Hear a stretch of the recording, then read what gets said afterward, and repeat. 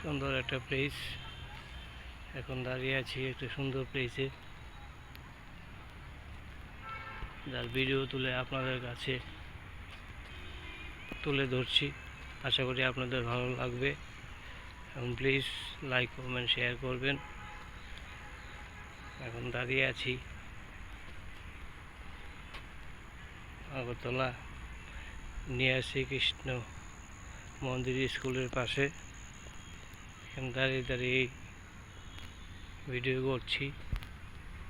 স্কুলের ঠিক অপোজিট সাইডেই